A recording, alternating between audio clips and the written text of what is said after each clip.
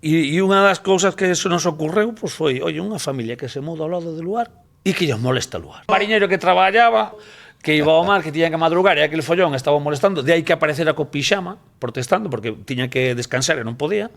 E eu viña de marcha, por eso de aí o casco. Eu tiña a típica moto que viña de marcha e entonces nos atopábamos ali. Non é que o casco e o pixama fora algo predeterminado. Que pasa? Que en canto saímos dali, a xente empezou a falar do casco e do pixama, e dixemos, vamos a crear uns personaxes fixos. O éxito, supoño que veu acompañado dun momento económico importante. E foi importante. Logo tempo os cartos deronme máis problemas que satisfaccións. Mais ou menos bien serio, mira como está o mundo, que agora pagame a mí nun mes o que gano obreiro nun ano.